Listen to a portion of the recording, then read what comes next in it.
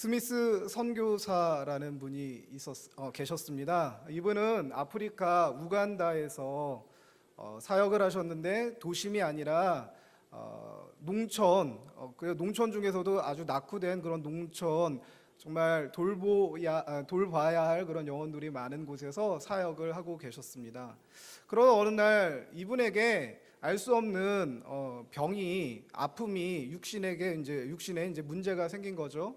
그래서 이러한 상황에 대해서 이제 선교 본부에게 이제 연락을 했습니다. 제가 지금 이런 상황에 있으니까 후원금이 좀 필요합니다. 왜냐하면 그 병을 치료를 위해서 약을 먹어야 하고 또 양식을 먹어야 하는데, 그래서 선교 본부에 이제 요청을 했고 선교 본부에서 알았다고 처리해 주겠노라고 했는데, 그 이후에 시간이 지나고 이렇게 흘러가는데 아무런 응답이 없는 것입니다. 후원금이 들어왔는데 후원금이 들어오지 않고 있는 상황이죠. 그래서 이제 이제나 저제나 올까, 하루 이틀 지나고 일주일이 지나고 2주일이 지나는데도 아무런 응답이 없는 겁니다. 그래서 아침마다 이 선교사님이 하나님 앞에 부르짖어 기도하면서, 하나님, 제가 이러한 상황 가운데 있는데 후원금이 없습니다. 하나님 도와주옵소서, 이렇게 기도를 하는데 여전히 아무런 변화가 없었습니다. 그래서 그렇게 시간이 흘러가다 보니까 이분 마음 가운데도 아무래도 힘이 들겠죠. 낭망이 되겠죠. 정말 이 아프리카 오지까지 와서 선교를 하는데 자신의 육신이 이렇게 힘든 가운데 있다 보니까 이 마음이, 육신이 약해지니까 마음도 약해지면서 하나님에 대한, 그리고 자기 선교 사역에 대한 의심이 이렇게 들게 되어졌다라는 그런 얘기를 들은 적이 있습니다. 그렇게 신앙이 좋았던 선교사님도 자기의 어려운 상황 가운데 마음이 약해지고 힘들 때가 있는데, 때때로 우리의 모습은 어떻습니까?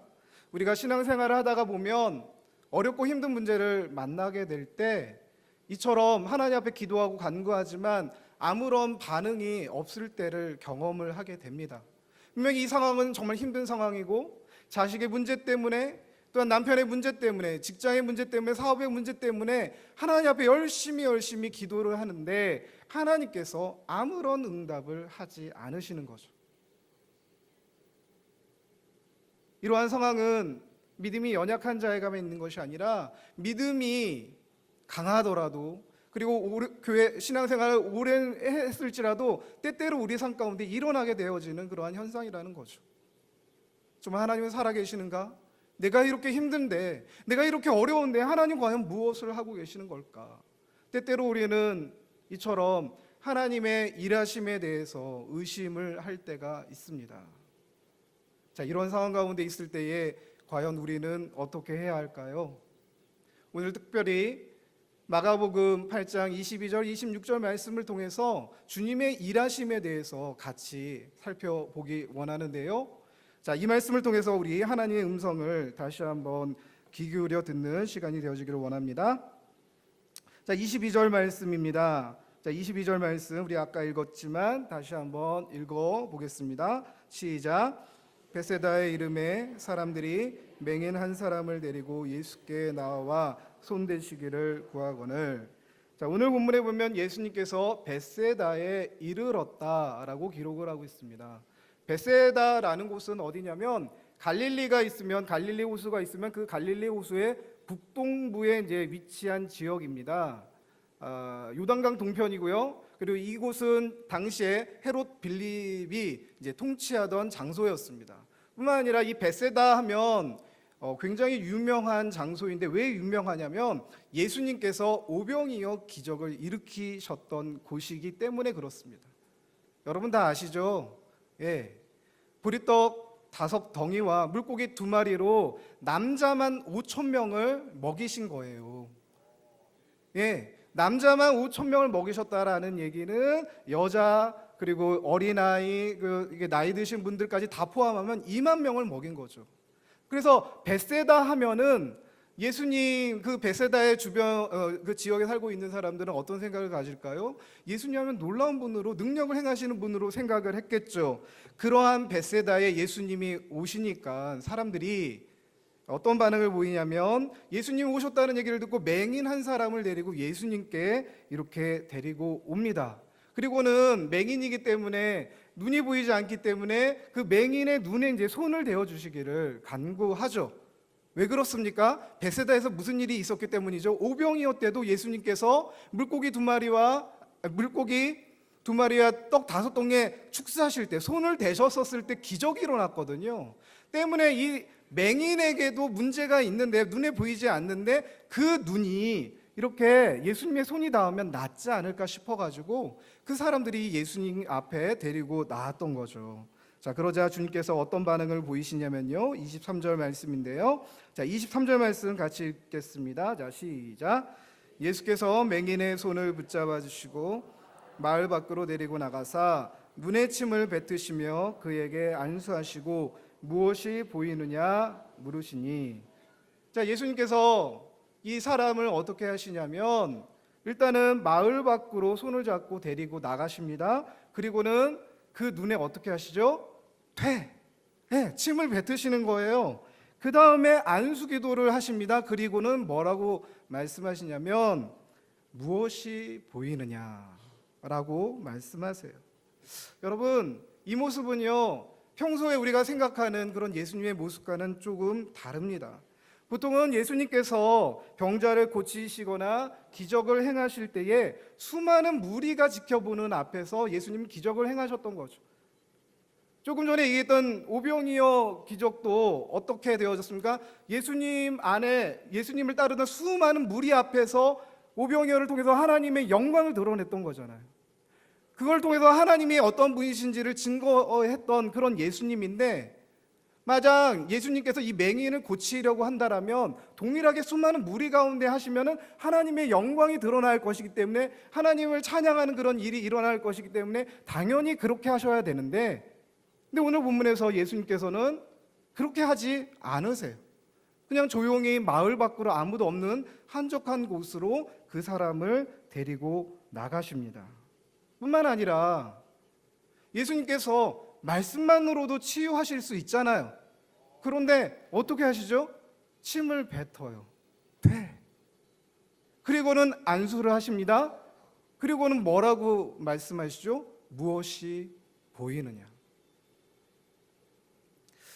보통 예수님께서 병자를 고치실 때 아까도 제가 말씀드렸지만 말씀 한마디로도 고치시기도 하고, 그리고 안수만 하면 끝이었어요. 왜냐하면 나으니까. 그런데 이번에는 예수님께서는 침을 뱉고 안수하신 다음에 이게 제대로 효과가 나타나는지 안 나타나는지 물어보셔요. 무엇이 보이느냐. 자, 그러자 그 맹인이 어떤 반응을 보이죠? 24절 말씀인데요. 자, 24절 말씀 같이 한번 읽어보겠습니다. 시작. 쳐다보며 이르되 사람들이 보이나이다. 나무 같은 것들이 걸어가는 것을 보나이다 하거늘. 자, 여기에 지금 맹인이 어떤 반응을 보이냐면 나무 같은 것들이 보이나이다. 사람이 이게 보이나이다 한데, 자, 여기서 우리가 알 수 있는 사실은 어떤 사실이냐면 이 맹인은 태어날 때부터 맹인이 아니었다라는 거예요. 태어날 때부터 맹인이었으면 나무를 알까요? 눈이 딱 띄어졌을 때 사람을 알까요? 모르는 거죠. 어쨌든 이 사실 어떤 병에 의해서 눈이 멀어가지고 맹인이 됐는지 모르지만 지금 이 맹인이 얘기하고 있는 이 얘기는 나무 같은 것들, 사람이 보인다는 것은 눈이 뚜렷하게 잘 보이는 걸 뜻하는 걸까요? 아니면 잘 보이기는 보이는데 잘 안 보인다라고 얘기하는 걸까요? 잘 안 보인다라는 거예요. 누가 안수했는데요? 예수님이 안수했는데, 말씀으로도 완벽하게 고치실 수 있는 분인데, 그런데 예수님이 이렇게 침을 뱉어가지고 안수를 했는데 잘 안 보인다라고 고백을 하죠. 그러자 예수님께서 25절 이렇게 하시는데요. 읽어보겠습니다. 시작. 이에 그 눈에 다시 안수하심에 그가 주목하여 보더니 나아서 모든 것을 밝히 보는지라. 자, 예수님이 어떻게 하십니까? 두 번째 안수를 하세요. 그러자 드디어 맹인의 눈이 밝히 정확하게 보이게 되어지는 일이 오늘 본문 가운데 나오고 있습니다. 왜 이렇게 하셨을까요? 예수님 한 번만으로도 하실 수 있잖아요. 아니 말씀으로도 고치실 수 있잖아요. 그런데 2번 하셨어. 한 번도 아니고 2번. 이날 예수님 컨디션이 좀 안 좋으셔서일까요? 능력이 그날따라 좀 딸려서 한 번 안 되니까 2번. 그건 아니겠죠?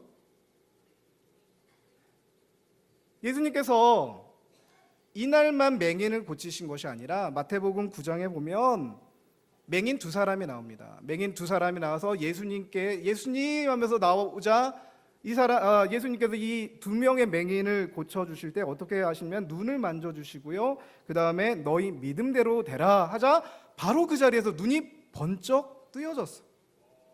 그리고 마가복음 10장에 보면 우리가 잘 알고 있는 맹인 바디메오 아시죠? 이 바디메오 같은 경우에는요, 예수님께서 안수도 안 하시고 말씀만으로 하셨어.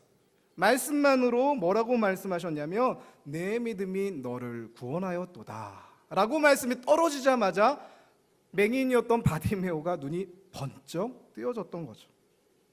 자, 그런데 오늘 보면 어떻습니까? 첫 번째 안수를 하시고 이렇게 침을 뱉어 안수했는데 이게 잘 안 보인다고 얘기하니까 예수님이 2번째 이제 이렇게 안수를 해가지고 눈이 이제 밝히 보이게 되어지는 그런 일들이 일어났는데 왜 이렇게 하셨을까요? 무엇 때문에 이렇게 하셨을까요? 그것은 우리 예수님께서 이 맹인을 위해서 그렇게 하셨다라는 것입니다. 왜요? 우리가 아까 읽었지만 22절 말씀을 보면 맹인의 입장에서 이 본문을 조금 더 자세하게 한번 좀 살펴봤으면 좋겠거든요. 자, 22절 말씀. 자, 우리 다시 한번 읽어보겠습니다. 시작.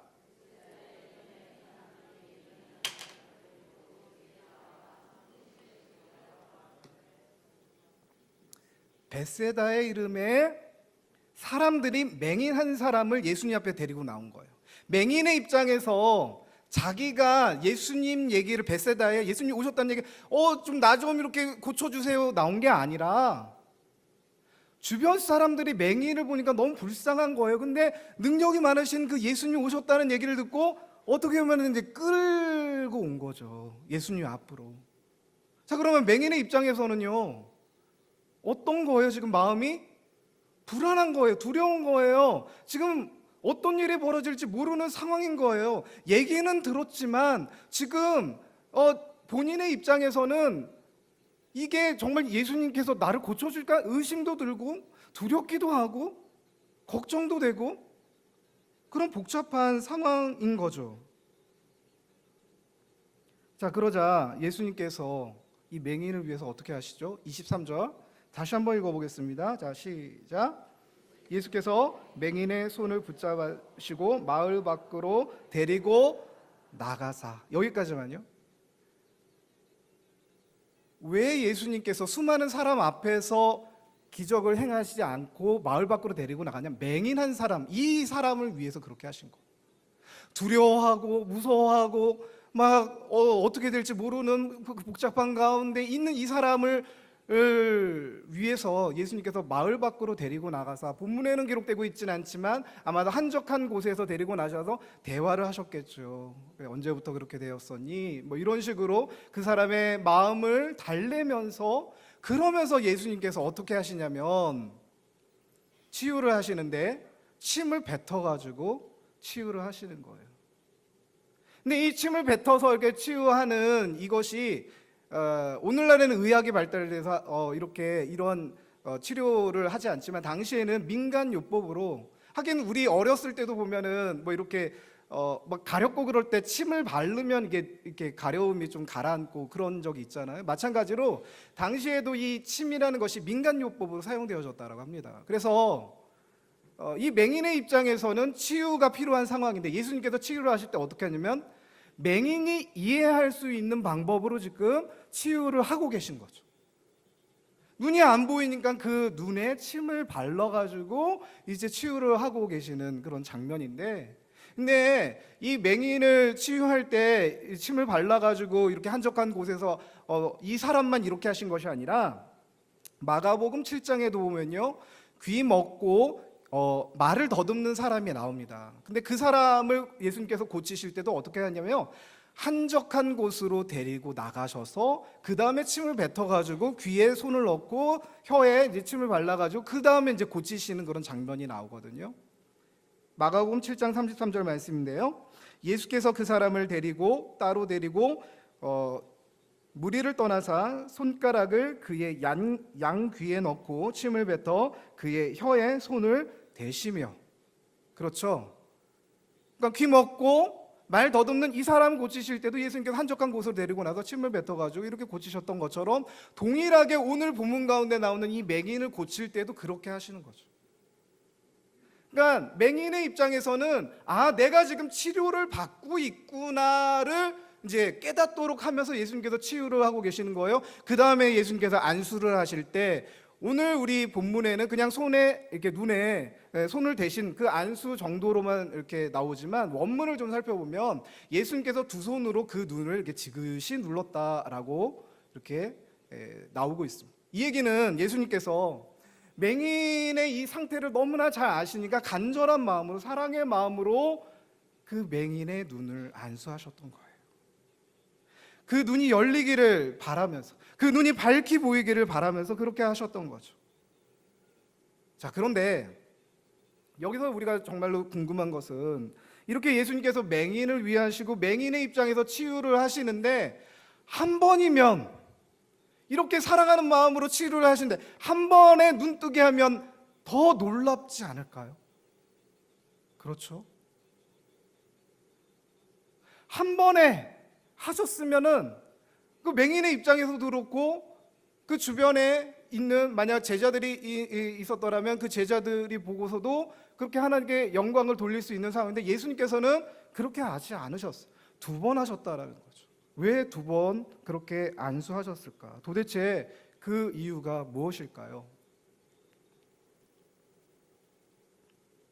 오늘 우리가 읽은 본문에 보면 예수님께서 안수하실 때 눈이 23절에 나오고요, 그 다음에 그 눈이 또 어디 나오냐면요 25절에 나와요. 두 번째 안수하실 때.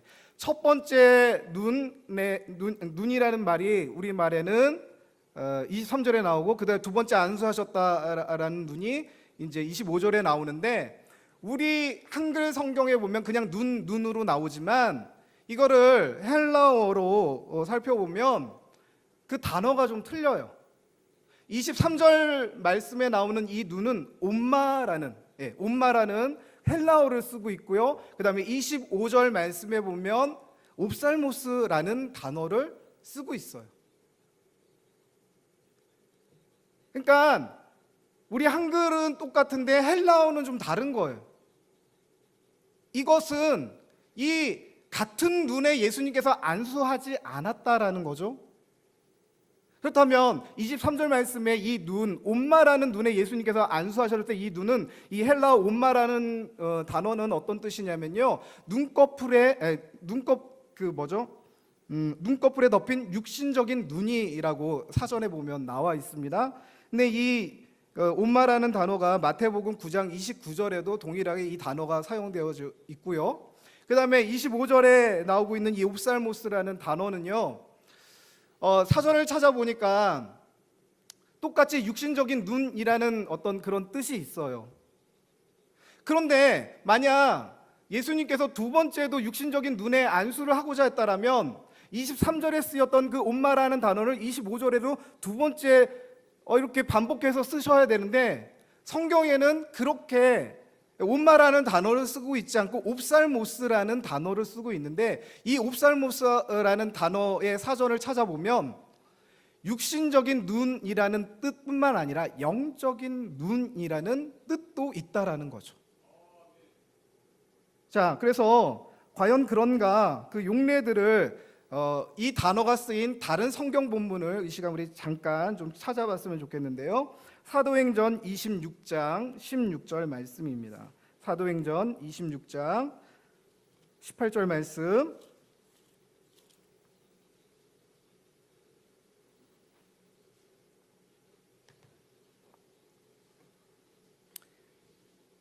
자, 찾으셨으면 우리 한 목소리로 같이 한번 읽어보겠습니다. 그 눈을 뜨게 하여 어둠에서 빛으로 사단의 권세에서 하나님께로 돌아오게 하고 죄사함과 나를 믿어 거룩하게 된 무리 가운데서 기업을 얻게 하리라. 여기서 그 눈 할 때 눈이 옵살모스라는 거죠. 이 눈은 여러분도 읽어보셨겠지만 육신적인 눈이 아니라 영적인 눈을 뜻하는 거예요. 그렇죠? 그 다음에 에베소서 1장 18절 말씀도 한번 찾아볼까요? 에베소서 1장 18절 말씀입니다.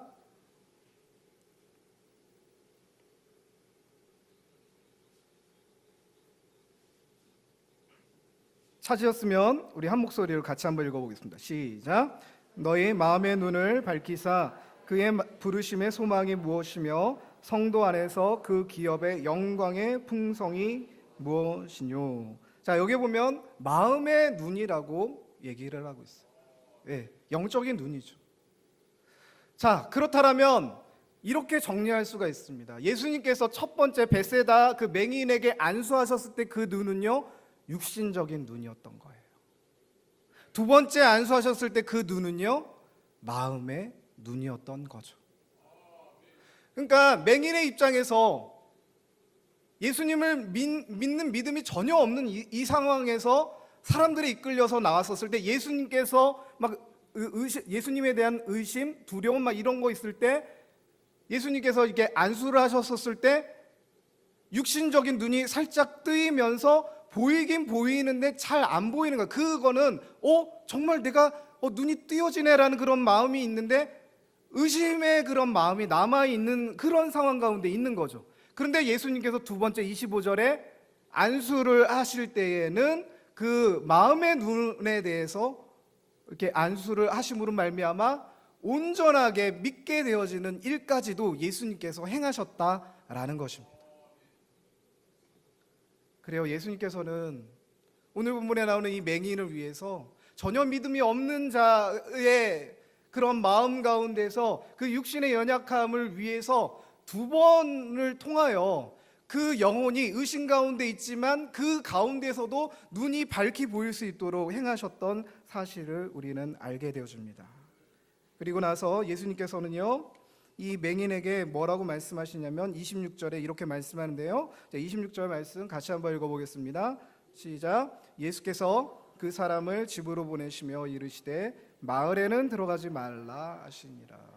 자, 예수님께서 눈이 띄어진 맹인한테 뭐라고 말씀해? 마을에는 들어가지 말라, 집으로 가라. 이 얘기는 마을로 가면 어떤 일이 벌어질까요? 정말 예수님께서 오병이어 기적도 일으키셨는데 이번은 맹인까지도 고치셨네 하면서 수많은 사람들이, 더 많은 사람들이 예수님께서 몰려오고, 그러다 보면 예수님 하면 사람들이 이웃 마을에게도 이제 얘기가 전해지고, 예수님 하면 기적을 일으키시는, 예수님 하면 뭐 맹인을 고쳤대더라, 예수님 하면 막 이렇게 먹을 것이 없는데 먹을 것이 풍성하게 해주시는 그러한 분으로 예수님이 오해받을까봐 그러한 구원에, 예수님께서 이 땅 가운데 오신 건 구원을, 영혼들의 구원을 위해서 오신 건데, 오히려 예수님은 문제 해결, 눈에 보이는 것들로만 해결하실 수 있는 그런 분으로 오해받을까봐 그 맹인에게 그냥 조용히 집으로 가라라고 말씀하셨던 거예요. 여기서 우리가 알 수 있는 사실은 예수님은요, 단지 그 목적이 물론 예수님께서는 육신의 문제를, 아픔을 해결해 주시는 분이시기도 합니다. 하지만 정말로 예수님이 이 땅 가운데 오셨던 목적은 무엇입니까? 저와 여러분을 구원하기 위해서 이 땅 가운데 오셨다는 그 사실입니다. 우리 예수님은 영혼에 더 관심이 많으신 거예요. 아멘. 우리가 하나님을 믿는다고 하는데, 예수님을 믿는다고 하는데, 우리는 문제 때문에 하나님께 물론 가지고 나아갑니다. 기도합니다. 근데 하나님께서 정말 원하시는 것은 무엇이냐? 우리가 바라는 그 문제 해결보다도 그 문제 속에서 우리의 마음이, 우리의 믿음이, 우리의 신앙이 더 자라나기를 바라시는 거예요. 예수님의 초점은 우리 영혼 가운데 있다라는 것입니다. 사랑하는 여러분, 우리 하나님을, 우리 예수님을 자판기 하나님처럼 내가 원하는 대로, 내가 바라는 대로, 내 원하는 그 소원이 다 해결되기 바라는 그런 하나님으로 여러분 믿으며 신앙생활하지 마시기 바랍니다. 우리 예수님은요 들어주실 수 있어요. 하지만 그거보다도 더 원하시는 것은 무엇이냐? 우리의 신앙이, 우리의 믿음이 점점 더 성장하고 자라나기를 원하신다라는 거죠. 문제가 해결되어지지 않을지라도, 문제가 오히려 더 악화되어질지라도 우리 하나님은, 우리 예수님은 어떤 우리의 신앙을 원하시냐면 그 문제에 영향받지 않고 끝까지 하나님만 바라보며 살아가기를 원하시는 분이시라는 거죠. 정말 하나님 한 분만으로 만족해하면서 기뻐하면서 살아가기를 원하시는 분이 바로 우리 하나님이신 줄 여러분 믿으시기 바랍니다. 또한 오늘 본문을 통해서 우리가 알 수 있는 사실은요, 우리 주님은, 우리 하나님은, 우리 예수님은 우리의 상황에 맞게끔 모든 일들을 이끌어 가신다라는 거예요. 믿음이 연약한 자에게는 연약하기 때문에, 오늘 본문에 보면 맹인 같은 경우는 전혀 믿음이 없었잖아요. 하지만 그 맹인이 눈이 뜨여질 수 있도록 순차적으로 두 번의 안수를 통해서 눈이 보이게 하셔서 정말 믿음 가운데 바로 서게 했던 것처럼, 우리 가운데 믿음이 연약하다면 연약한 대로 우리의 모든 상황을 만져주셔서 믿음 안에서 올바로 설 수 있도록 인도해 주시는 분이 바로 우리 예수님이고 우리 하나님이라는 거죠. 또한 믿음이 강한 자에는 그 강한 만큼 더 강한 믿음을 가질 수 있도록 환난이 있을지라도 그 환난을 견뎌낼 수 있는 그런 믿음을, 마음을 주시고 계시다라는 것입니다. 그래서 우리 주님은요 어떤 분이시냐면, 에베소서 3장 20절 21절 말씀에 보면 우리 가운데 역사하시는 능력대로 우리가 구하거나 생각하는 모든 것에 더 넘치도록 능히 하실 이에게 교회 안에서와 그리스도 예수 안에서 영광이 대대로 영원 무궁하기를 원하노라. 아멘. 그렇습니다. 에베소서 말씀하고 있는 우리 이 주님은 어떤 주님이시냐면 능력의 주님이십니다. 우리 문제를 해결할 수 없는, 능력이 없는 그런 분이 아니에요. 해결하실 수 있습니다. 아멘. 우리 주님은 능력의 주님이십니다. 뿐만 아니라 우리가 구하거나 바라는 것보다 더 넘치게 역사하시는 분이심을 여러분 믿으시길 바랍니다. 우리를 사랑하셔서 정말 아들 예수를 아끼지 아니하고 주신 그런 분이 우리 하나님이신 줄 여러분 믿으시기 바랍니다. 자기의 가장 귀한 것을 내어주신 이가 이 모든 것을 너희에게 더하여 주시지 않겠느냐.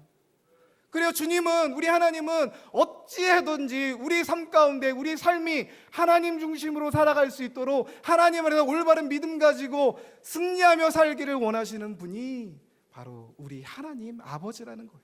능력의 주님이라는 거예요. 설교 처음에 말씀드렸던 스미스 선교사님 그 얘기 기억나시죠? 한 달 후에 선교본부에서 후원금이 딱 들어왔어요.